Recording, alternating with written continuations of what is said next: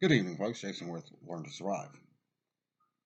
I got an email recently from one of my viewers asking what fixed blade knife I recommend. This is kind of a bad question to ask because it depends on what the knife's used for. For everyday carry and for hunting and campcraft, I like to recommend the Gerber Freeman.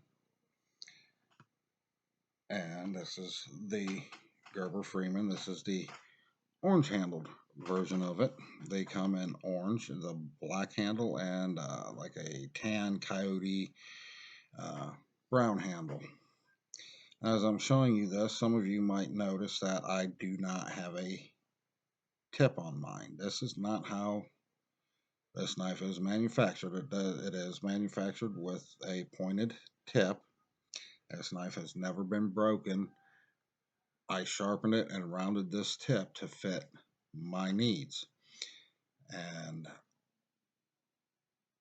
being my hunting knife, I do not hold my knife like a normal person would and use the point to penetrate the skin of the animal and go up. I hold my knife more like a surgeon holds his scalpel, and I make my cuts and my incisions and skinning more from holding it like this, like a scalpel, than anything else. And that's just how I've done it since I was a kid. So, rounded tip serves me better. So there is a point on them. So if you notice that, that's my doing. It's not the way the knife is manufactured. Now, the stats on this knife, it is a 4-inch blade, 8.4 inches overall. The only information I could find on the blade steel is it says high carbon stainless steel. So we'll just go with that. I'm probably thinking OS 8 or something along that lines. As good as a knife as this is, and the amount of knife and the bang you're getting for your buck, there's a few drawbacks with the knife. One is the spine. This spine does not strike a ferrocerium rod very well. I've known people that have used files and different sharpening electric sharpeners to try and get this spine to where it'll strike a ferrocerium rod, and it just don't happen. Now, this little finger choil I have found, and I don't know if that was put there as a finger choil. If it is, that's like the worst one I've ever seen. Don't do too bad at striking a ferrocerium rod. It can be done. And the reason I don't like this as a finger choil, if you know what they're for, put your finger in, when you're doing finer work to have more control over the knife. But let's see, put your finger in there. As you can see, you're setting over part of the blade. You're going to dig that into yourself, especially if you got it really sharp like I do. And you're gonna bleed. You're gonna take a stitch or two, or end up crazy gluing it shut. The biggest drawback to this knife, in my opinion, is this sheath. I hate this fucking sheath. It's a bad design, and it's just not great. It's a nylon sheath with a little bit of padding between the nylon and the plastic insert and the plastic backliner on this. The belt loop is off to the side, so when you wear it on your belt, instead of sitting flat, it sits instead of sitting flat, it sits kicked out like that. The other thing I hate about this sheath is, and again, this could be just this particular sheath. I don't know if it's common to all the sheaths for the Freeman, is the snap does not perfectly line up. It is difficult to snap even when on your belt. And I absolutely hate this part that comes up over the handle. I'd rather have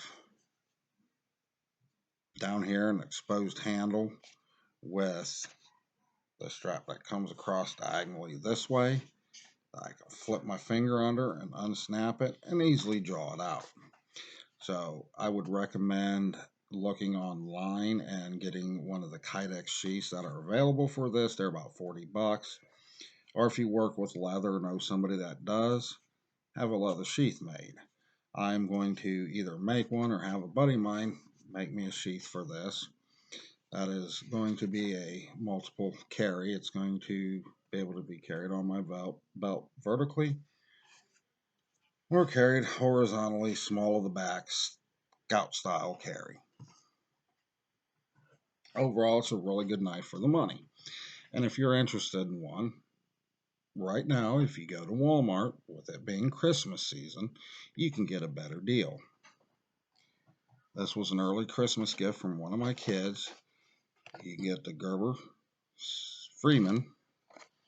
This is the black handle edition with a nice little pear frame mini and a ceramic sharpening tool with a coarse and fine sharpening rods in it for $20. So for the price that you're paying for the Gerber Freeman, normally you're getting a little sharpening stone and you're getting a nice little, I say, mini pocket knife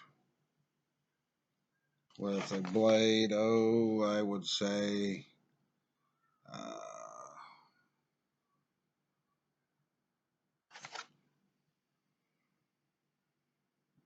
roughly about 2.5 inches. I mean, it's small, but it's good. And but